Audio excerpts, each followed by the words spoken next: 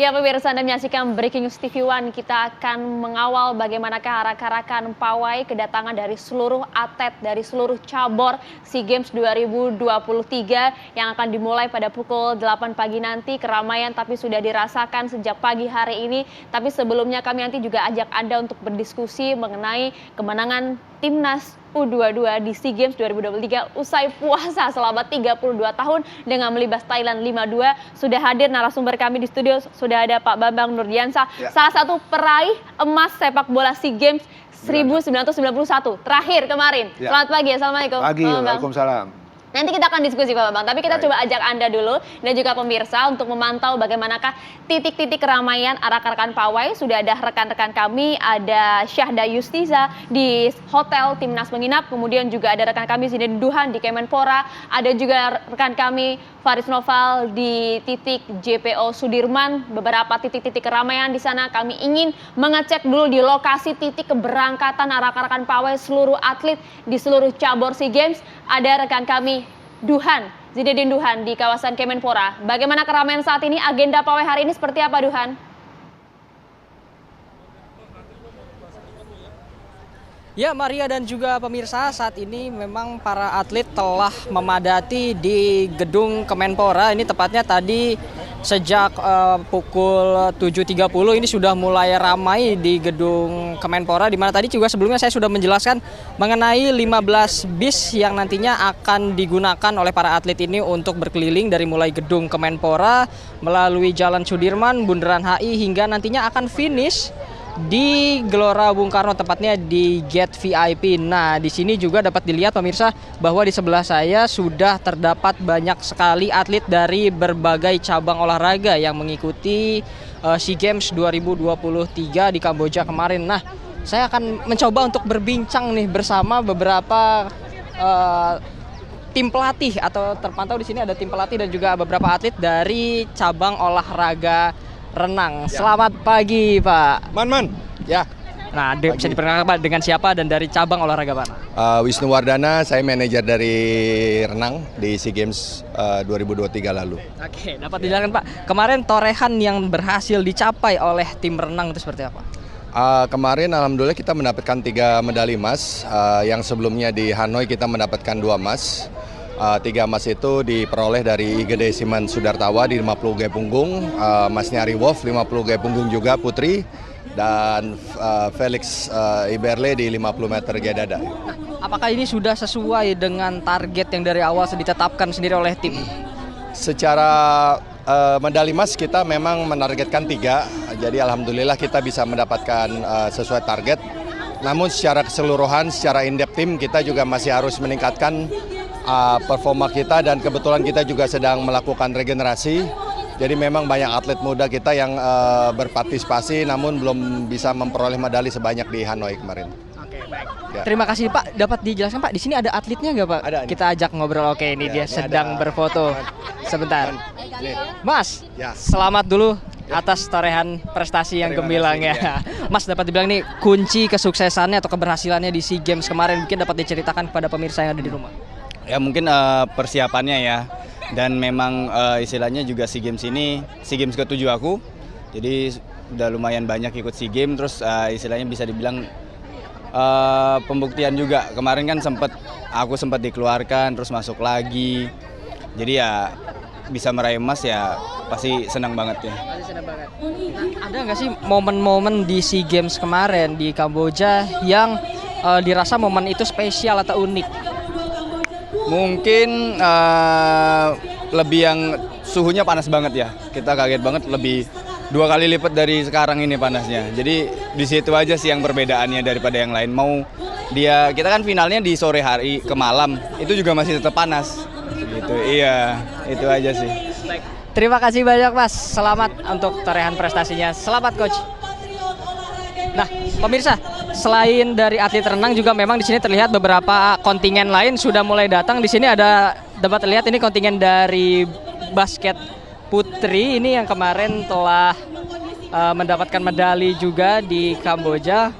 Dan di belakang saya memang juga terdapat beberapa atlet dari beberapa cabang olahraga seperti di sini terlihat ada dari e-sport yang kemarin sempat mendapatkan medali emas, lalu juga dari beberapa cabang yang lain dan terlihat memang para atlet ini juga menggunakan seragam khusus berwarna mayoritas hitam dengan corak warna merah dan juga putih. Nah, untuk itu kita akan mencoba untuk berbincang lagi nih bersama salah satu atlet. Mas, selamat pagi. Kita dari TV One sedang live. Boleh kita berbincang sebentar, Mas? Nah, oh, boleh nggak? Mas, kita ngobrol sebentar ya. Kita sedang siaran langsung. Mas, boleh diceritakan ini dari mana dan ikut cabur mana? Saya dari cabur atlet dayung, Dragon Boat. Ya. Nah, dapat diceritakan nih, kebetulan lagi bawa medalinya. Dapat berapa medali? Dapat 3 medali. Dapat 3 medali. Ya. Boleh diperlihatkan, Mas, ke kamera medalinya. Nah, Mas, kita mau tahu dong, Mas, ceritanya kemarin bisa dapat 3 medali itu seperti apa? Penuh perjuangan yang pastinya ya, sama kekompakan juga dari tim kita. Dari tim. Ya. Ada nggak sih momen-momen yang kerasanya perjuangannya tuh keras banget di sana seperti apa? Ngelawan tim yang sangat kuat juga di sana, jadi butuh kerja keras. Ya. Terima kasih, Mas. Silakan lanjutkan aktivitas kembali. Selamat untuk prestasinya. Nah, pemirsa, itu dia mungkin tadi kegiatan yang saat ini sedang dilakukan oleh para atlet yang memang sedang menunggu untuk melaksanakan agenda selanjutnya. Di sini terdapat juga makanan-makanan di mana tadinya para atlet juga melakukan sarapan dulu sebelum nantinya pukul 8 lebih nanti akan berkeliling menggunakan bis Uncal, Bandros dan juga Batavia untuk berkeliling nantinya dari titik start yaitu di Gedung Kemenpora hingga finish di Gelora Bung Karno. Maria. Luar biasa Didi Duhan mewawancari beberapa atlet luar biasa kita yang sudah meraihkan medalinya di SEA Games. Tadi juga sempat mewawancari Harvey Hubert Marcelo di salah satu peraih medali emas dengan catatan waktu 43.100 detik di cabang olahraga renang. Luar biasa, tadi juga ada atlet dayung juga. Kita patut apresiasi semua atlet kita, tapi langsung saja kami akan ajak Anda untuk berbincang bersama rekan kami. Ada Syahda Yustisya yang berada di hotel tempat Timnas U22 menginap. Apakah Timnas sudah akan mulai berangkat ke titik start arak-arakan pawai di Kemenpora, Syahda?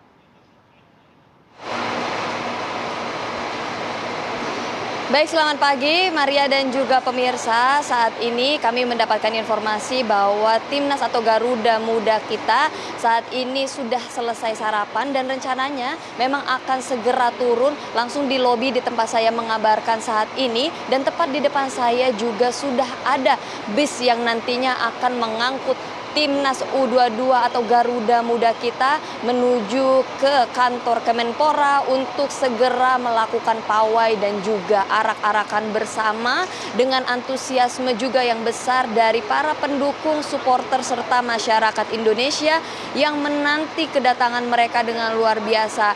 Dan untuk kondisi bisnya yang mengangkut Timnas U22 saat ini yakni bis Transjakarta dengan 2 tingkat dan atap terbuka di bagian atas. Untuk kondisi dari perjalanan Hotel Fairmont ini menuju kantor Kemenpora nantinya akan ada 3 bis yang kemudian mengiringi Timnas U22, di mana 1 bis yakni untuk mengangkut tim Garuda Muda kita, kemudian 2 lainnya akan ada kru dan juga rombongan yang akan menemani Timnas kita. Begitu Ayah. Sementara untuk saat ini kami belum melihat tanda-tanda bahwa Timnas nantinya akan keluar, namun kami di sini bisa mengabarkan bahwa semua persiapan sudah dilakukan, pengawalan yang ketat juga sudah dilakukan di sini, kemudian persiapan bis yang sudah ditaruh di depan lobi hotel untuk bisa nantinya Timnas U22 bisa segera masuk ke dalam bis. Seperti itu Ayah.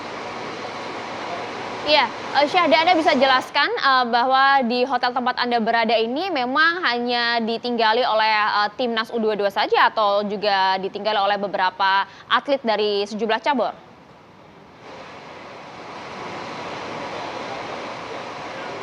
Baik Maria dan juga pemirsa, berdasarkan informasi yang kami dapatkan memang agaknya ada beberapa artis yang ada beberapa atlet maksud saya yang memang menginap juga di hotel ini, namun kami belum mendapatkan keterangan yang lebih jelas mengenai atlet apa saja yang berada di sini.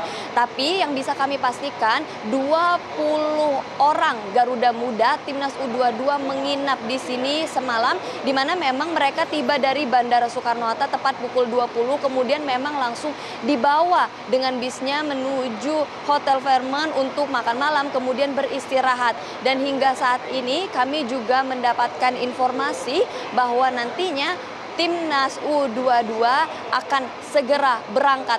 Kurang lebih sekitar 10 menit lagi. Kalau sebelumnya kita diinformasikan bahwa sekitar 7.30 akan segera berangkat dari Hotel Fairmont menuju ke kantor Kemenpora.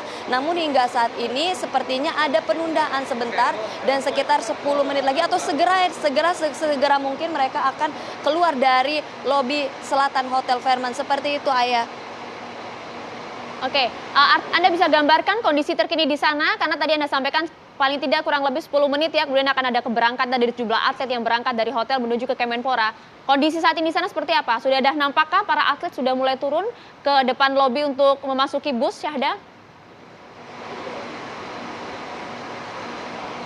Baik Ayah dan juga pemirsa, untuk berdasarkan pantauan kami saat ini belum terlihat satupun atlet yang keluar untuk bersiap-siap memasuki bis. Namun kondisi di depan lobi selatan Hotel Fairmont ini cukup ramai, di mana sudah banyak dari kami awak media, kemudian kru dari PSSI, kemudian juga ada sejumlah pengawalan yang ketat dari security dan juga pihak kepolisian untuk mengawal timnas dari hotel ini kemudian ke Kemenpora. Kami juga melihat sejumlah persiapan seperti mobil VIC, kemudian juga mobil pengawal yang nantinya akan mengiringi bis yang akan mengangkut timnas U22 menuju ke Kemenpora, menuju pawai yang nantinya akan diselenggarakan. Begitu, Ayah.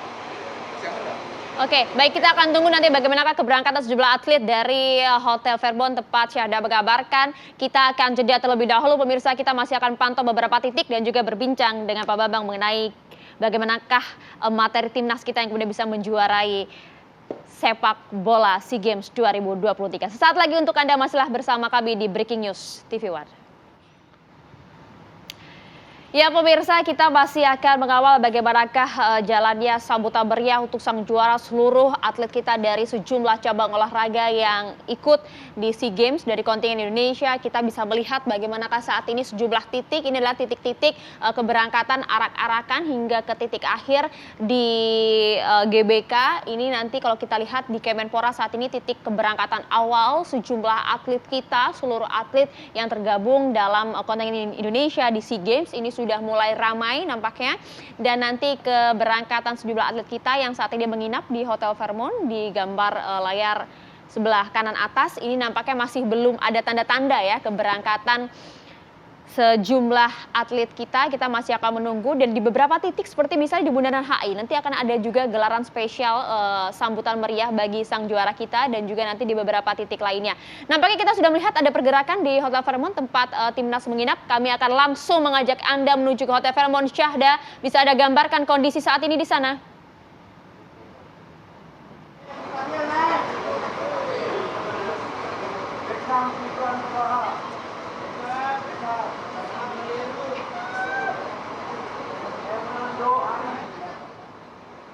Syahda, siapa-siapa sajakah yang kemudian sudah keluar dan menuju ke bus keberangkatan menuju ke Kemenpora, Syahda?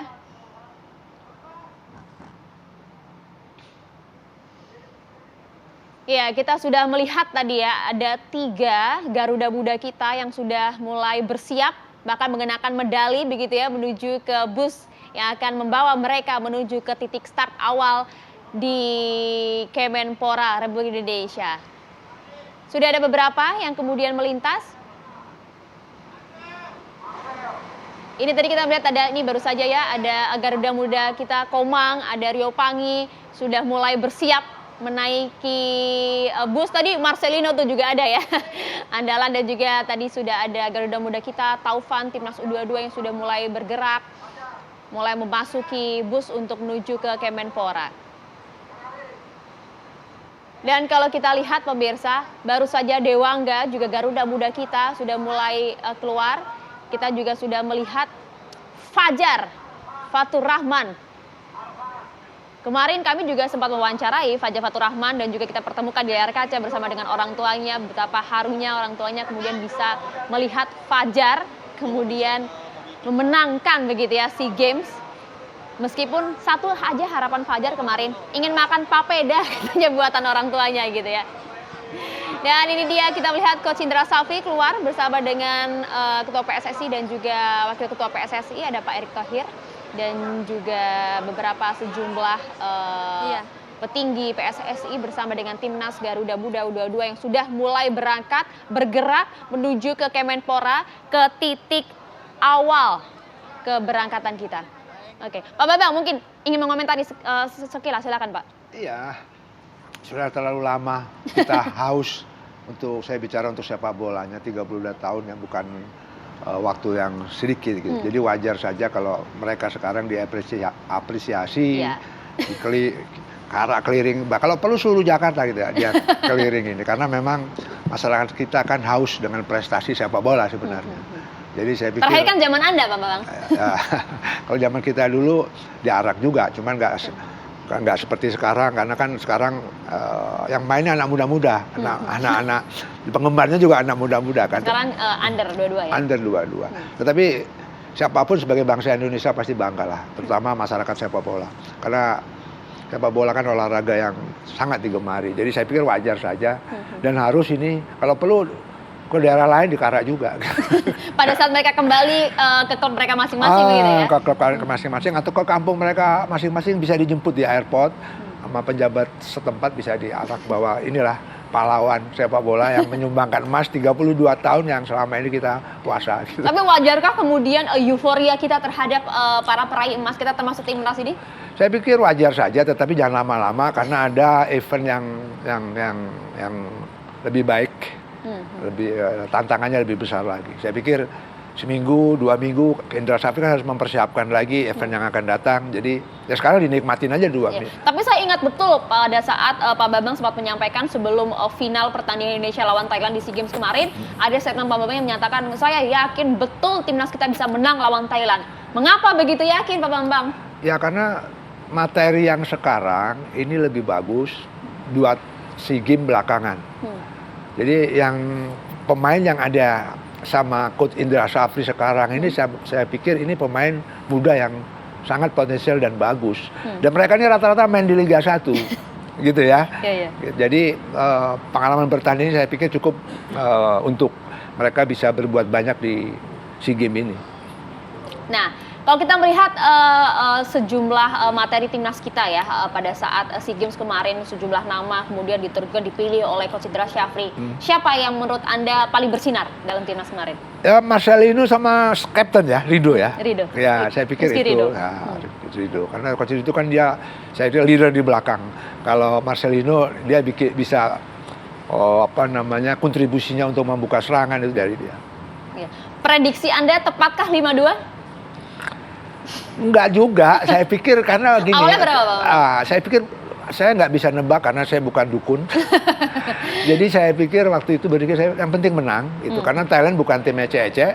Secara mental pun dia mental juara dan sejarahnya mereka kalau ketemu kita selalu kesulitan kan gitu kan. Itu dia. Jadi saya pikir menang pasti menang tapi skornya saya nggak tebak.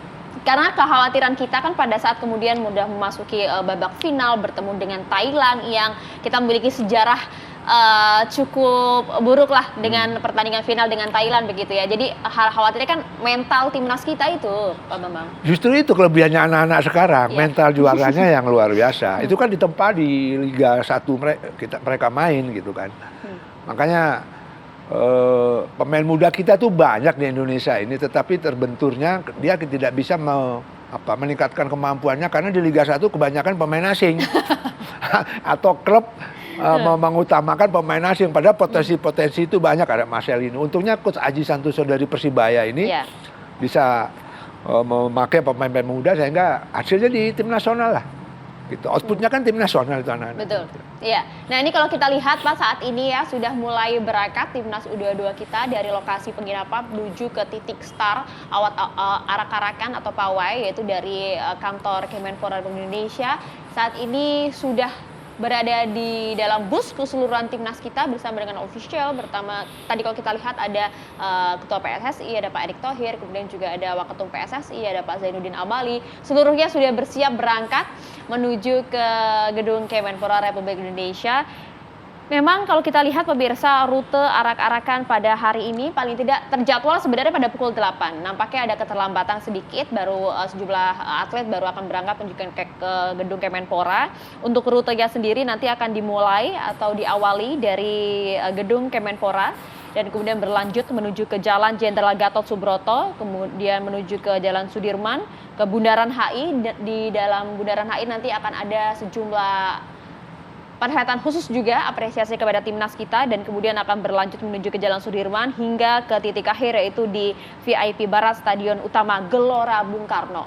Yang Anda lihat di layar kaca kita saat ini adalah gambar yang kami siarkan secara langsung kondisi terkini di gedung Kemenpora Republik Indonesia. Pemirsa, sudah nampak juga ada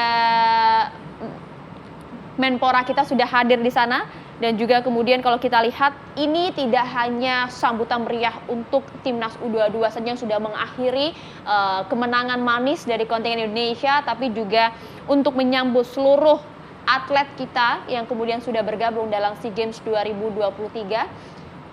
Atlet timnas sepak bola kita sudah mulai bergerak nampaknya, kendaraan busnya sudah mulai bergabung bersama dengan sejumlah atlet yang akan sudah berkumpul di Kemenpora. Total pemirsa perolehan medali kita di SEA Games 2023, Indonesia, kontingen kita, sejumlah atlet luar biasa kita sudah mengumpulkan 87 medali emas, kemudian 80 perak dan 109 perunggu dengan perolehan yang luar biasa. Kalau kita lihat capaian timnas Indonesia di SEA Games 2023 Kamboja ini bahkan ya disebut-sebut dipastikan juga melampaui target perolehan medali.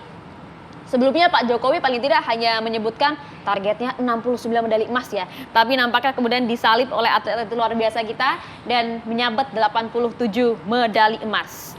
Bahkan juga kita sudah meraih ada sebanyak 8 cabang olahraga yang mencatatkan diri sebagai juara umum.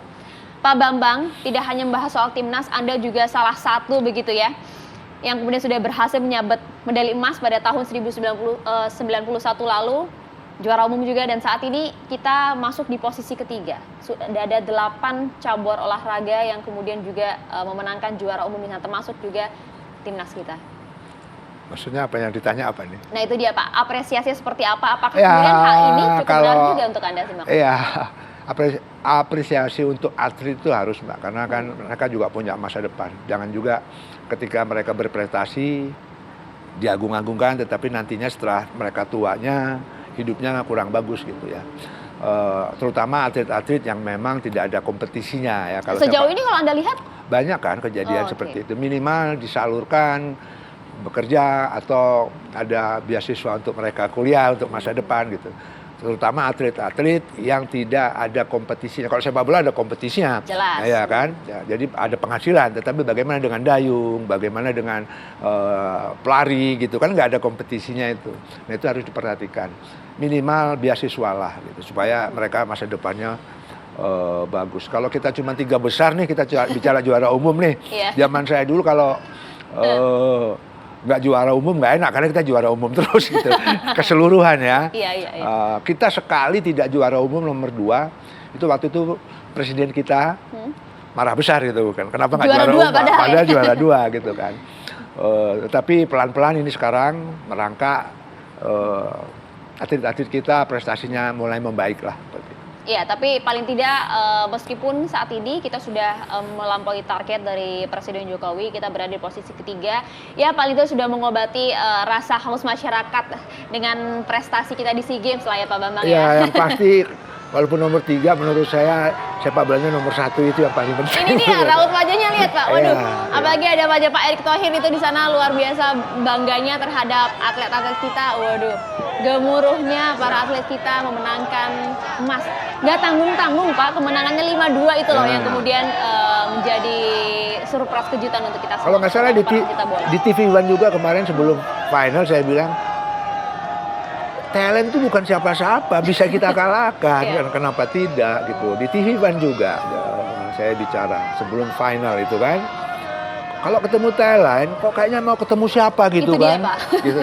Tetapi anak-anak sekarang luar Mentalnya biasa. drop dulu gitu kan kalau Enggak, ke anak-anak yang Thailand. sekarang luar biasa mentalnya. Karena bisa 5-2, mereka ngejar 2 sama dengan tenang, dia bisa balas lagi 3-2 dan seterusnya sampai 5-2. Itu kalau tidak ada punya mental yang bagus, tidak mungkin terjadi. Iya. Gitu. Pada saat 91 Anda di final melawan Thailand juga, Pak? Thailand, Ya, tapi kita adu penalti, menang.